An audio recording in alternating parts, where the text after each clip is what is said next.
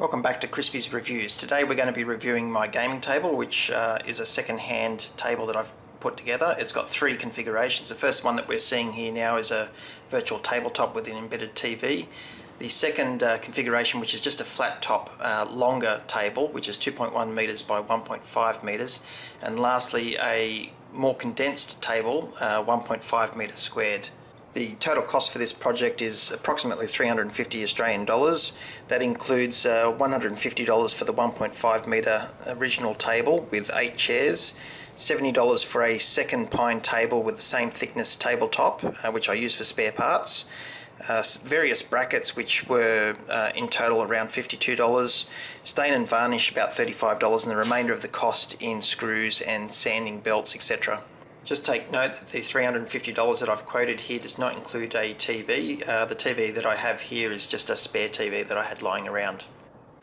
Okay, so what we're seeing here is the virtual tabletop with the embedded TV cleared off.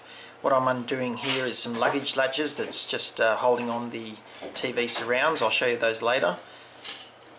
You'll note that the TV is in a portrait orientation. It probably would perhaps be better in a landscape orientation. However, that would involve cutting into the tabletop, which is something I didn't want to do. What I'm going to show you here now is the luggage latches, which I'll show you a close-up of later.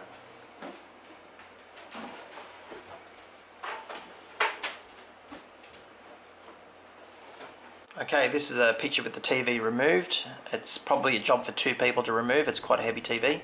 What I'm showing you here is these extra supports that I've put in. I've cut those out to accommodate the TV. You'll notice I've only taken about half the width of the meat of the supports there. Any more and it'd probably become too weak. I'm just showing you here some of the sliding mechanisms. I'll show you a close-up of those later.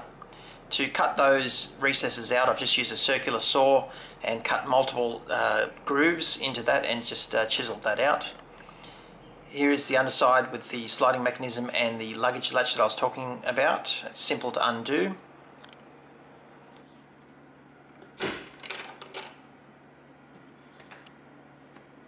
This is the Mark II version of the sliding bracket. I'll show you Mark I later.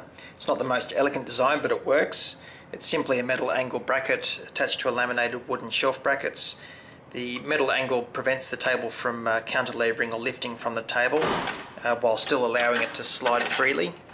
The laminated wooden brackets are lightweight and strong. I didn't go with the metal shelf brackets as these are often the incorrect length, and the wooden ones can be cut to length. What I'm showing you here is the TV surrounds. I've had to glue on with PVA glue a 15mm quad onto that, which is actually maple or Tasmanian oak, which is different to the pine, but once it's stained you can't tell. Here's the stain that I used, which is just walnut. That was just to match the existing table, so I didn't have to muck around with that. Here's the Mark I sliding mechanism. If you look at the top piece there, if we represent that as the strut or support strut, the bottom wood as the tabletop, the bracket there will be attached to the support with screws. That's the tabletop. What I'm placing here now is going to be the sliding mechanism. That will be screwed into the tabletop, and another top piece that just forms a overhang there that grips onto the support, and then the tabletop would slide on the support as I'm showing you here. The reason I went with the Mark II version over the Mark I is because the TV insert would interfere with the Mark I version, so that's why I've had to go to the Mark II. Here I'm placing the extension insert into the table. You'll note that the cutout is narrower than the insert that I'm placing into it. That's so that it has support. While you can do this with one person, it's probably obviously better to have two people. When not in use, the center portion can be stored under a futon or bed just to keep it out of the way. And what I'm doing here is just simply doing up the luggage clips. Okay, with the table together in its largest configuration, there's plenty of room to put your 3D printed items. I can maybe do a talk on these later. There's Age of Pirates and Dragon Lock 3.0. They're both Kickstarters. With the longer table, there's also plenty of room for your cats to play.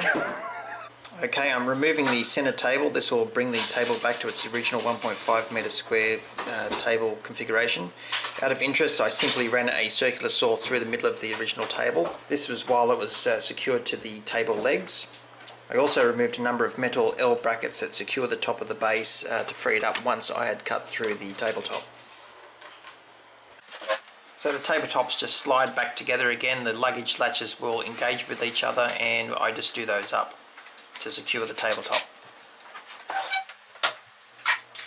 And once it's in the smaller configuration, you can quite easily play your board games like Catan so that everyone can reach the center of the table.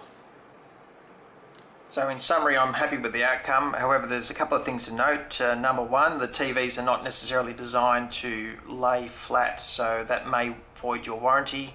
Obviously, TVs run quite hot. If you've got a plasma screen, it's probably going to be run hotter than LCDs. I don't know what your lifespan is going to be for TVs on the flat, so just keep that in mind. Number two, see if you can try and source a leaf table. They're the ones that can open up and the middle section will fold up neatly underneath the existing tabletop. If you can find one of those, then you won't need the middle center section, and TVs may or may not be able to fit into the cavity that's made by the folding leaf. That will save you a lot of time and effort and make a neater finish. Number three, instead of a TV being embedded into the table, consider maybe a glass top or perspex top or projector so that you can project down or up through the bottom of the table. That will eliminate the removal of bulky TVs, etc., and also the heat generation. Okay, that's it from me. Hopefully you enjoyed this video, and see you next time.